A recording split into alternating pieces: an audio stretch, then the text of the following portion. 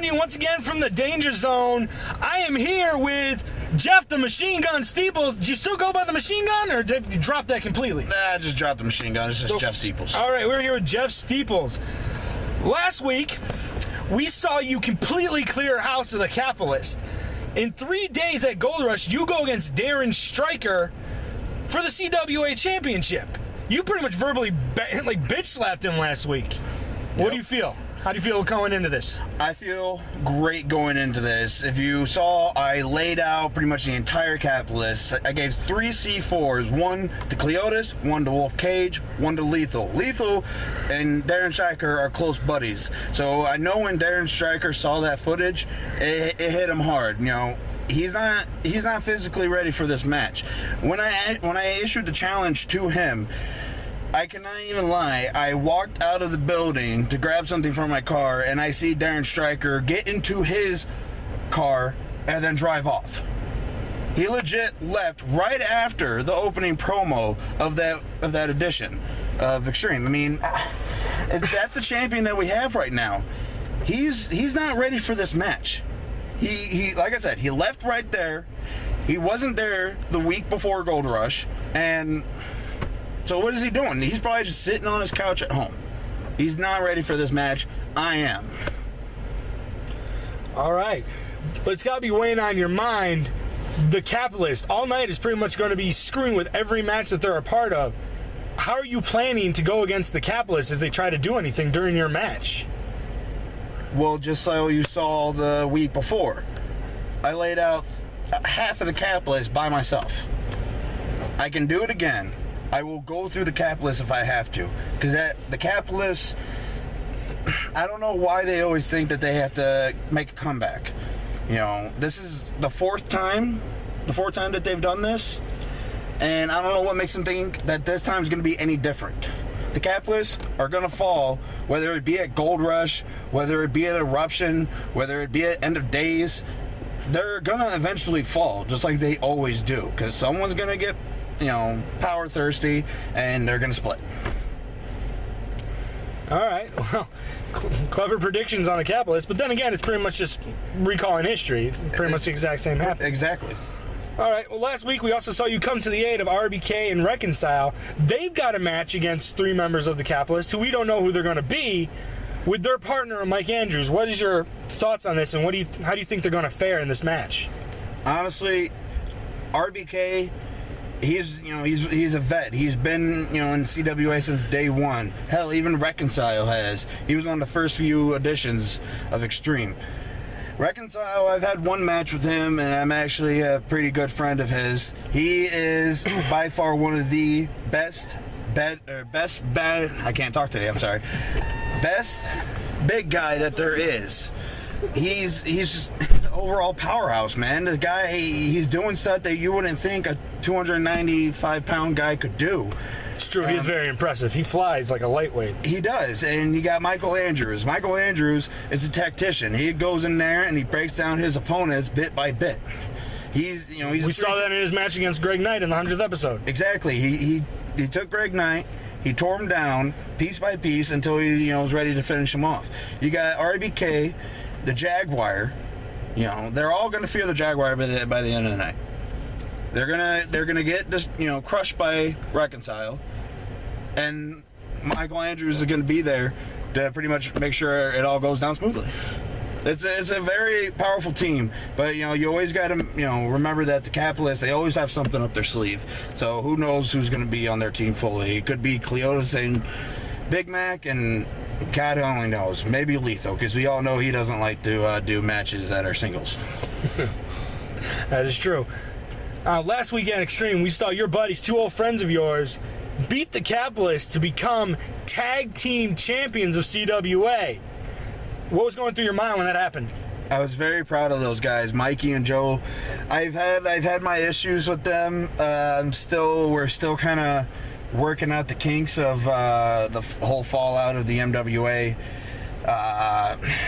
I'm very proud of I'm very excited for them. Those two, they deserve it. They are actually showing that they're making an effort to bring back the tag division, something that has been severely lacking in the CWA for the last year and a half. That's true. Mikey and Joe are very well-deserving guys, and the fact that they're now the CWA tag team champions, I can only see better, see a bright future for the tag division now.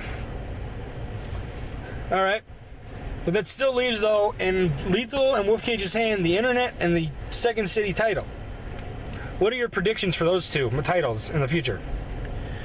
See, I can see Wolf Cage, with my time in the MWA with him, Wolf Cage, I learned that he's a very hard-hitting guy. He's your average size looking guy, but then underneath, he's a wolf, man. He tears people apart. You ever taken one of those clotheslines that he throws? No, thank God. Man, those things are impactful, and I took one once, and I thought my head was off. Like, I thought he chopped off my head with that. Those are sledgehammers he's throwing. I can see Wolf Cage holding on to the Second City Championship for a good amount of time. Lethal, on the other hand, he had to work his way into this, into the match to get the Internet Championship. He expected Mark Reconcile to just go over the top rope for him, which, I mean, if you got a Reconcile from maybe a couple months before, maybe he would have listened to Lethal. He would have taken the money that they always offer and gone over the rope. But Lethal, like I said before, Lethal doesn't do singles matches, and when he does, he's really never the victor. So I don't think the Internet Championship's going to last long on. Yeah, I don't really see him in a hardcore extreme scenario at all. I'm sorry to say, but that doesn't even look like he could handle those type of matches. I mean, he had his little hardcore bouts with Michael Andrews and Tyler Cross at the beginning of CWA, but since then, what have you seen him done? He rarely wrestles as it is. The fact that he actually held both, the Internet and one half of the tag team championships was just mind-boggling to me, Who would you like to see the Internet belt on? Oh, man. Who would I like to see the Internet belt on? I'm asking you that one first, because let's face it, that one, you got to have a certain mindset to carry that belt and to carry it right. So who would you like to see that belt on? Who do you think would be able to carry it right and represent it right, actually bring some prestige to the title? Honestly, I would like to see it go back around the waist of Matt Wild. Matt Wild is one of those guys who you can throw any type of match at him, and he'll do it. If it's a ladder match, if it's a table match, if it's even a barbed wire match, Matt Wild will do it because, he gets wild. It's as simple as that. Matt is by far one of the most lenient wrestlers that we have. He will do anything, any type of match, He's all for it, and I can honestly, I wouldn't mind seeing Matt getting a better run with the belt. All right. Now, Second City title. Wolf Cage has it. He's got to defend it at Gold Rush. What do you see going on with that? Honestly, every opponent that you get is different. Wolf Cage, like I said, it's in his name. He's a wolf. He tears people apart. He can go into a ring and not knowing exactly who his opponent is, but he will still tear them apart. Because as soon as he gets a look at you, he knows what your weaknesses is going to be, what your mindset of the match is going to be. Wolf Cage has that ability to just look at someone and know exactly how to tear them apart. So, honestly, I don't know who would want to challenge a man like that. Wolf Cage, I don't know. Wolf Cage is a very intimidating opponent. I can't even give you an answer of who would want to challenge him at Gold Rush. All right. A couple weeks ago, Terry came out and held up the Golden Opportunity Briefcase, something we haven't seen since Gold Rush 1. It was used against you. Yeah. So it was brought back out, and let's face it, the list of people wanting to be in that match, it's growing. How do you feel about that match, and what is your prediction on the outcome of that match? Man, almost like exactly how I said for Wolf Cage. That match, there's so much going on. You got 6 to 8, maybe even 10 guys who are all fighting to get that golden opportunity. That golden opportunity gives you the chance to become CWA champion literally whenever you want. Like you said, the first one was used on me. Again, Chi-Town Legend. He cracked me in the skull with it, and then he gave me a legendary status to beat me for the CWA championship.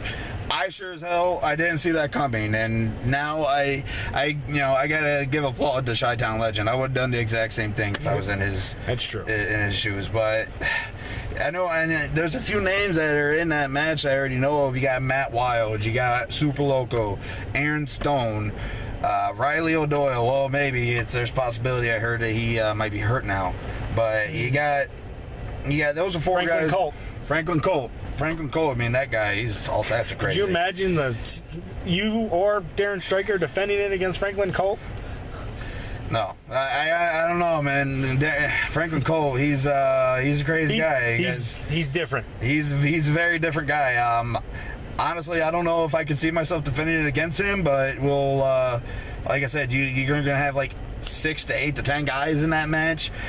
It's one of those matches where you definitely need to keep a close eye on to see who's gonna, come out on top and who you're gonna have to keep your, eye out for. All right. Well, here on the Danger Zone, since I know that you listen to this podcast, yep. We do the word association thing where I throw a word or situation at you, and just the first thing that pops into your head. Hellraiser. Anime. Last week he attacked Mikey and Joe. Okay. Yeah, I saw that. Anime, really? Okay. You don't know him like I do. I've interviewed him. I think I know. He's a character, Hellraiser. I've known him for about 4 years now, and he's been friends with Joe for years. And the fact that he just attacked Joe like that, and Mikey. I mean, it's. Me and Mikey have known him, known Hellraiser the same amount of time, 4 years, and the fact that, we were all really good friends despite the whole little spat we had in the NWA, invasion and whatnot. Honestly, he's probably fed up. You saw him, win the internet championship and then lose it a month later off of the scramble match. And he's probably he's fed up with, being taken advantage of. He's finally putting his foot down and he's like, you know what? I'm doing things on my own time. You got to do that every now and again. I did the same thing, and everybody does it, and this is his time to, he's looking to shine right now, and that's Hellraiser for you right there. All right. Night Terror's return. Unexpected. I mean, you saw him get abducted, and you saw when the last time the Dark Entity abducted someone, it was Michael Andrews, and they held him captive for 3 months. And the fact that they abducted Night Terror, and then a week or 2 later he came back. That was. I was out there when he came back. He actually saved my ass because I was getting beat. I was getting beat down by the entity, assholes. And I didn't expect him to come back that soon. I don't know what happened. I don't know if he already, he must have escaped their grasp that fast. Night Terror, he's one of those guys. He's that guy that. He's always a loose cannon. He's always going to pop up whenever he wants to. You don't think he's going to pop up, but he pops up when you least expect him to. Yeah, he's a pissed off individual right now. Yes, he is. And with that, let me go on to the next road association thing. Greg Knight's chances. 0. It's true. He's going off against a pissed off Night Terror. And I've gone off against a pissed off Night Terror, not once. Not twice, not 3 times, but about 4 times I've gone against a pissed off Night Terror, and that's something you do not want to do. Night Terror, honestly, I feel is going to obliterate Greg Knight. I don't even know if we're going to see Greg Knight in the CWA after Night Terror's done with him. I have no idea. All right, Clayton K versus referee Adam, and I can't even say that with a straight face, in a hardcore match. I mean, you never know. I mean, these refs, they're the glue of the wrestling business. If we didn't have refs, matches would just go into complete anarchy. And Clayton Keig, that guy, he's a real character. I don't think I've ever had a one-on-one match with him. And I don't know if it'd be best in his opinion. I mean, let's look at it. I got about 200 pounds on him and about 1.5 feet in height. But honestly, Clayton's been pissing off at him a lot lately, and Adam's had it, I remember, what show was it when he cracked Clayton in the back with the kendo stick? I think that was Eruption, actually. Yeah, that was a while ago. That was a bit ago. Yeah, that was almost a year ago. I got a good kick out of that. Adam's you never know. I forgot what promotion it was, but you saw a ref get into the ring a few times, and he actually surprised a few people with being able to wrestle. And I could see Adam going in there and giving it to Clayton Keig and beating his ass. Honestly, Adam's he's a spark cannon, that guy. He's a little bit tougher than people give him credit for. Yeah. Well, that's pretty much all I got, because we're going into Gold Rush, and pretty much everything we talked about was Gold Rush. I'd ask you about your predictions for Gold Rush, but that's pretty much what this podcast has been about. Yep. So I want to thank you for coming on here. Ladies and gentlemen, I'm Big Dan Dangerous, once again with Jeff Steeples. Thanks for having me. Thank you once again for turning into the Danger Zone. Don't forget, 3 days away from Gold Rush, June 6th.